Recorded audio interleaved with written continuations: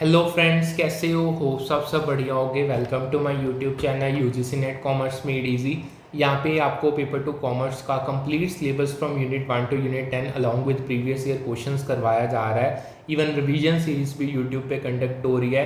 हमारी unit number 1 business environment और international business की चल रही है। उसमें हमने next topics data related to balance of payments, importance और components along with previous year questions करने जा रहे हैं। देखो स्टूडेंट्स, जो बैलेंस ऑफ पेमेंट एक ऐसा रिकॉर्ड है जो एक कंट्री के रेजिडेंट्स लाइक इंडिविजुअल्स, उसकी कंपनीज और गवर्नमेंट और दुनिया के बाकी कंट्रीज के बीच इकोनॉमिक ट्रांजैक्शंस को ट्रैक करता है।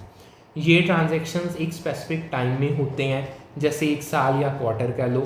जैसे इंडिया से सॉफ्टवेयर एक्सपोर्ट्स या फॉरेन इन्वेस्टमेंट सब बीओपी में रिकॉर्ड होते हैं। बीओपी में ये सब कवर होता है लाइक ट्रेड इन गुड्स, जैसे इंडिया से कार्स एक्सपोर्ट करना या चाइना से इलेक्ट्रॉनिक्स को इंपोर्ट करना। सर्विसेज, आईटी सर्विसेज जो इंडिया यूएस को देता है। फाइनेंशियल ट्रांसफर्स, जैसे एनआरआईज का इंडिया में पैसा भेजना लाइक रेमिटेंसेस हो गया। कैपिटल मूवमेंट्स की बात करें, एफडीआई या एफपीआई जैसे इन्वेस्टमेंट्स हो गए। बीओपी एक डबल एंट्री बुककीपिंग सिस्टम है, मतलब हर ट्रांजैक्शन को 2 बार रिकॉर्ड किया जाता है। क्रेडिट की बात करें, जब पैसा कंट्री में आता है, जैसे एक्सपोर्ट्स, इंडिया से स्पाइसेस भेजना, या एफडीआई, सैमसंग का इंडिया में प्लांट। डेबिट की बात करें, जब पैसा बाहर जाता है, जैसे इंपोर्ट्स हो गई, क्रूड ऑयल खरीदना या फॉरेन पेमेंट्स। जैसे अगर इंडिया यूएस से आईफोन्स इंपोर्ट करता है तो ये डेबिट है, और अगर इंडिया यूएस को सॉफ्टवेयर सर्विसेज देता है तो ये क्रेडिट है। ठीक है जी, होप सबको समझ आ गया होगा। अब बीओपी के 3 मेन अकाउंट्स होते हैं। सबसे पहला करंट अकाउंट, ये ट्रेड लाइक गुड्स और सर्विसेज। इनकम की बात करें, जैसे फॉरेन इन्वेस्टमेंट से प्रॉफिट हो गया, और करंट ट्रांसफर्स की बात करें, जैसे रेमिटेंसेस को रिकॉर्ड करता है। एग्जाम्पल अगर दूं, इंडिया का आईटी एक्सपोर्ट्स या एनआरआई रेमिटेंसेस। कैपिटल अकाउंट की बात करें, ये कैपिटल ट्रांसफर्स जैसे डेट फॉरगिवनेस होगी, और non produced non financial assets जैसे आपके लैंड राइट्स के ट्रांजैक्शंस को कवर करता है। फाइनेंशियल अकाउंट की बात करूं, ये इन्वेस्टमेंट्स ट्रैक करता है, जैसे एफडीआई, वॉलमार्ट का फ्लिपकार्ट बाई करना, या फॉरेन पोर्टफोलियो इन्वेस्टमेंट, सेंसेक्स में फॉरेन इन्वेस्टमेंट करना। ठीक है जी। थ्योरी में बीओपी का बैलेंस 0 होना चाहिए, क्योंकि हर क्रेडिट का एक डेबिट होता है। लेकिन रियल लाइफ में डाटा इनएक्यूरेसी से एरर और ओमिशंस का सेक्शन होता है। जैसे इंडिया के बीओपी में कभी कभी स्मॉल मिसमैचेस होते हैं, क्योंकि सब ट्रांजैक्शंस परफेक्टली ट्रैक नहीं होते। समझ आया? बीओपी का कॉन्सेप्ट हिस्टोरिकल कॉन्टेक्स्ट की बात करें, 16 टू 18 सेंचुरी के मर्केंटलिस्ट एरा में शुरू हुआ, जब कंट्रीज ट्रेड सरप्लस, यानी सरप्लस का तब होता है जब एक्सपोर्ट्स इंपोर्ट से बड़े हों, ट्रैक करके वेल्थ अक्यूमुलेट करती थी। जैसे ब्रिटिशर्स ने इंडिया से स्पाइसेस एक्सपोर्ट करके वेल्थ बनाया। ठीक है जी। वर्ल्ड वॉर 2 के बाद आईएमएफ ने मॉडर्न बीओपी फ्रेमवर्क बनाया, ताकि ग्लोबल इकोनॉमिक ट्रांजैक्शंस को स्टैंडर्ड तरीके से मॉनिटर किया जाए। ये ग्लोबल अकाउंटिंग सिस्टम है जो कंट्रीज के इकोनॉमिक हेल्थ को ट्रैक करता है, जैसे इंडिया का बीओपी आईएमएफ को रिपोर्ट होता है। आज बीओपी एक इम्पॉर्टेंट टूल है जो बताता है कि एक कंट्री का ग्लोबल इकोनॉमी में परफॉर्मेंस कैसा है। ये ट्रेड, इन्वेस्टमेंट्स और इकोनॉमिक स्टेबिलिटी के बारे में इंसाइट्स देता है। जैसे इंडिया के बीओपी से पता चलता है कि हमारा ट्रेड डेफिसिट कैसा है। अब बात करते हैं role in international economics. BOP का इंटरनेशनल इकोनॉमिक्स में क्या रोल है? सबसे पहला, ट्रेड कॉम्पिटिटिवनेस। बीओपी बताता है कि कंट्री का ट्रेड कितना स्ट्रॉन्ग है। जैसे इंडिया के आईटी एक्सपोर्ट से ट्रेड कॉम्पिटिटिवनेस बढ़ता है। फाइनेंशियल स्टेबिलिटी की बात करें, फॉरेन एक्सचेंज रिजर्व्स जैसे आरबीआई के डॉलर रिजर्व्स और स्टेबिलिटी का आइडिया मिलता है। तीसरा, पॉलिसी इफेक्टिवनेस। गवर्नमेंट पॉलिसीज जैसे एक्सपोर्ट प्रमोशन का असर बीओपी में दिखता है। चौथा, ग्लोबल इंटरडिपेंडेंसेस। बीओपी एक्सचेंज रेट्स और इन्वेस्टमेंट डिसीजंस को अफेक्ट करती है। जैसे अगर इंडिया का करंट अकाउंट डेफिशिएंट बढ़ता है तो रुपी पे प्रेशर पड़ता है। ठीक है जी। अब एक क्वेश्चन है previous year, revenue expenditure of the central government. Central government का रेवेन्यू एक्सपेंडिचर वो खर्चा है जो रेगुलर और रेकरिंग होता है, और ये बीओपी के करंट अकाउंट में करंट ट्रांसफर्स के रूप में दिखता है। एग्जाम्पल्स अगर दूँ, debt relief to farmers, farmers के लोन्स माफ़ करना या रिलीफ देना, जैसे 2008 का agriculture debt waiver scheme. Fertiliser subsidies की बात करें, फार्मर्स को सस्ते में फर्टिलाइज़र देने के लिए सब्सिडी जो एग्रीकल्चर को सपोर्ट करती है। तीसरा आता है ग्रांट्स टू स्टेट्स, स्टेट्स को प्रोग्राम या इनिशिएटिव्स के लिए फंड्स जैसे एजुकेशन या हेल्थ स्कीम के लिए ग्रांट्स, ये सब बीओपी के करंट अकाउंट में ट्रांसफर्स के रूप में रिकॉर्ड होती हैं क्योंकि ये रेकरिंग पेमेंट्स हैं। ठीक है जी, अब आगे चलते हैं इम्पोर्टेंस पे। स्टूडेंट्स, बैलेंस ऑफ पेमेंट्स एक बहुत इंपॉर्टेंट टूल है जो एक कंट्री की इकॉनमी को एनालाइज करने में हेल्प करता है। ये बताता है कि हमारी इकॉनमी दुनिया के साथ कैसे इंटरेक्ट करती है। बीओपी के डाटा से पॉलिसी मेकर्स को डिसीजंस लेने में, इन्वेस्टर्स को कॉन्फिडेंस मिलने में और ग्लोबल ट्रेड में पोजीशन बनाने में हेल्प मिलती है। चलो इसकी इंपॉर्टेंस को डिटेल में देखते हैं। Economic policy formulation BOP policy makers के लिए एक गाइड है जो मॉनेटरी, फिस्कल और ट्रेड पॉलिसीज बनाने में हेल्प करता है। ये तीनों पॉलिसीज इकॉनमी को बैलेंस रखती हैं। चलो एक एक करके देखते हैं। सबसे पहले मॉनेटरी पॉलिसी। मॉनेटरी पॉलिसी में आरबीआई जैसे सेंट्रल बैंक्स बीओपी डाटा देखते हैं ताकि इंटरेस्ट रेट्स या करेंसी स्टेबिलिटी को मैनेज कर सके। अगर current account deficient like imports आपके एक्सपोर्ट से ज़्यादा हैं, लंबा चलते हैं, तो आरबीआई इंटरेस्ट रेट्स बढ़ा सकता है या पॉलिसीज टाइट कर सकता है ताकि इंपोर्ट्स कम हो। एग्जाम्पल 2013 में इंडिया का करंट अकाउंट डेफिशिएंट बढ़ा था, तो आरबीआई ने मेजर्स लिए ताकि रुपी स्टेबल हो। फिस्कल पॉलिसी में गवर्नमेंट बीओपी देखती है ताकि पब्लिक स्पेंडिंग जैसे सब्सिडीज और टैक्सेशन का बैलेंस रखे। ये ट्रेड बैलेंस को सस्टेनेबल बनाता है, जैसे अगर इंपोर्ट ज़्यादा है तो गवर्नमेंट स्पेंडिंग कम कर सकती है या टैक्सेस एडजस्ट कर सकती है। एग्जाम्पल अगर दूँ, इंडिया ने फिस्कल डेफिशिएंट कंट्रोल करने के लिए सब्सिडीज़ को टारगेट किया ताकि बीओपी इम्प्रूव हो। ट्रेड पॉलिसी की बात करें, ट्रेड पॉलिसी में बीओपी डाटा से टैरिफ्स, एक्सपोर्ट इंसेंटिव या ट्रेड एग्रीमेंट्स के डिसीजंस होते हैं। जैसे इंडिया का foreign trade policy 2023 $2 trillion export को टारगेट रखते हैं ताकि करंट अकाउंट डेफिसिट कम हो। एग्जाम्पल अगर दूँ, इंडिया ने चाइनीज़ गुड्स पे टैरिफ लगाए जब बीओपी डेफिसिट बढ़ता था। ठीक है जी, अब आगे चलते हैं इंडिकेटर ऑफ इकोनॉमिक हेल्थ के टॉपिक को समझते हैं। बीओपी एक कंट्री की इकोनॉमिक हेल्थ का रिपोर्ट कार्ड है।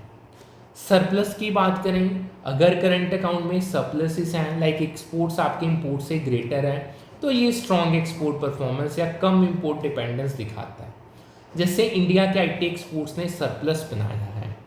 डेफिसिट की बात करें, अगर डेफिसिट है तो ये over reliance on foreign goods जैसे क्रूड ऑयल या कैपिटल को दिखाता है, जो सस्टेनेबिलिटी के लिए चिंता की बात है।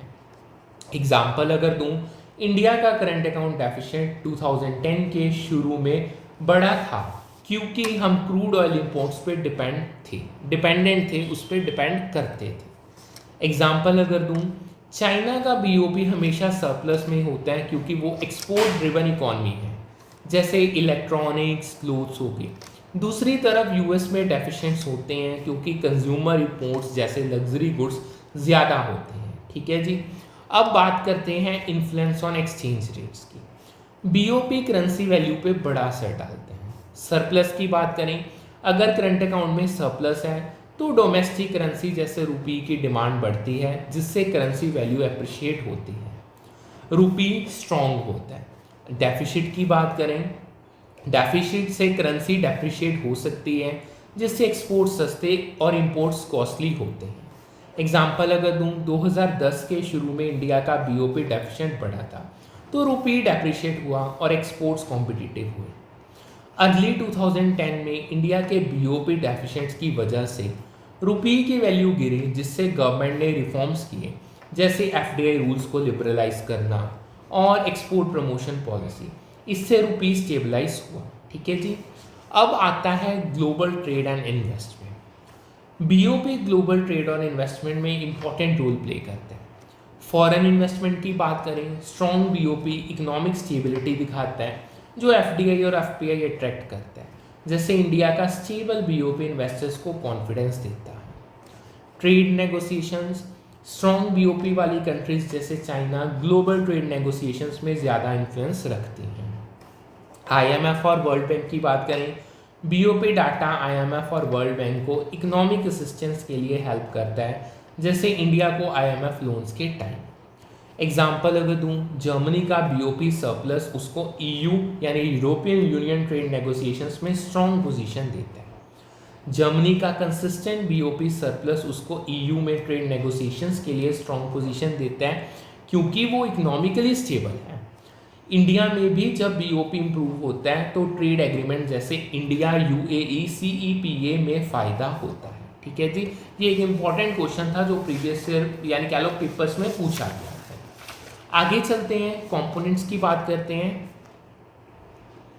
Students, balance of payment 3 main accounts में डिवाइड होता है, करंट अकाउंट, कैपिटल अकाउंट और फाइनेंशियल अकाउंट। हर अकाउंट के अपने सब कंपोनेंट्स होते हैं, एक एक्स्ट्रा कैटेगरी होती है एरर्स एंड ओमिशंस जो डाटा में मिसमैचेस को कवर करते हैं।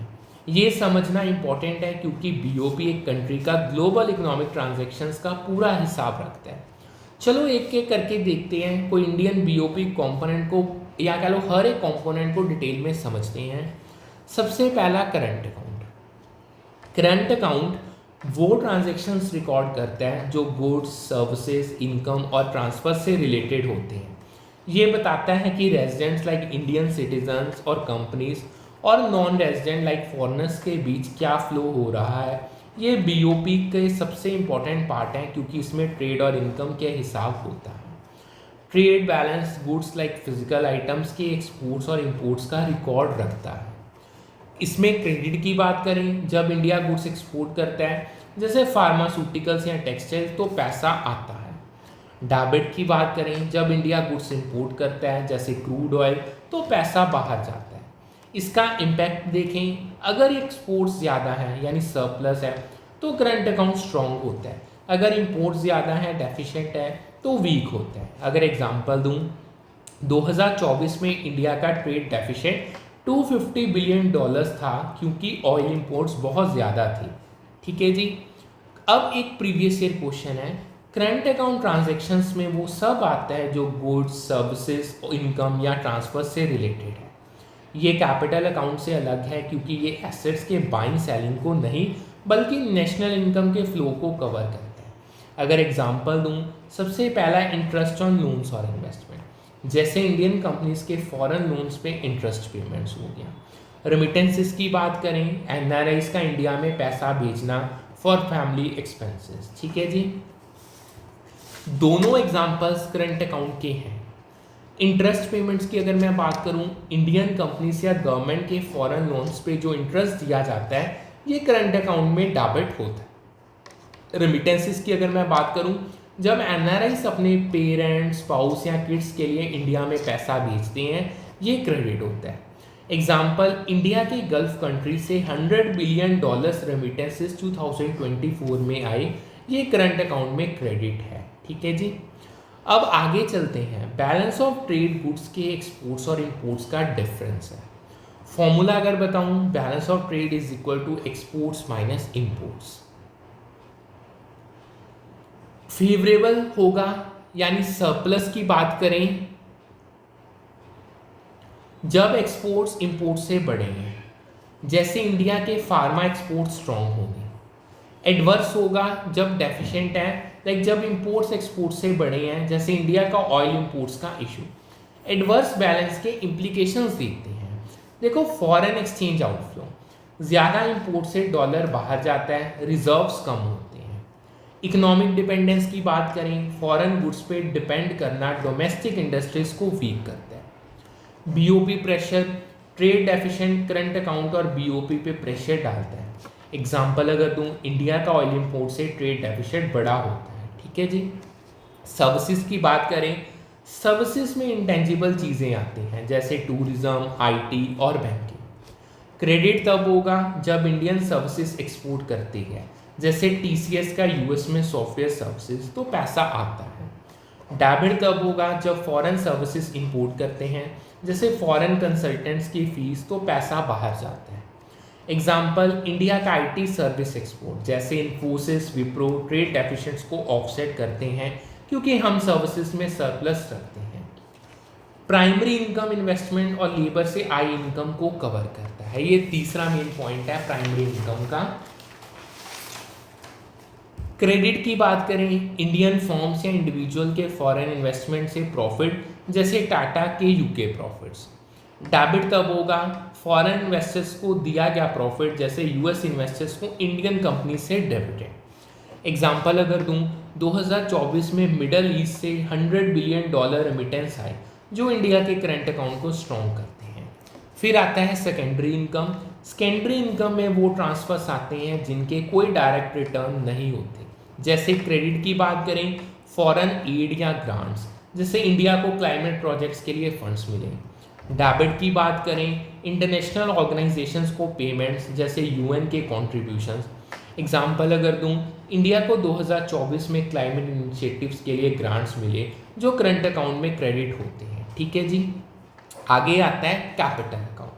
कैपिटल अकाउंट में कैपिटल ट्रांसफर्स और non produced non financial assets के ट्रांजैक्शंस आते हैं। कैपिटल ट्रांसफर्स की बात करें, जैसे डिजास्टर रिलीफ के लिए ग्रांट्स या debt forgiveness. Non produced assets की बात करें, पेटेंट्स, कॉपीराइट्स या लैंड राइट्स के डील्स हो गए।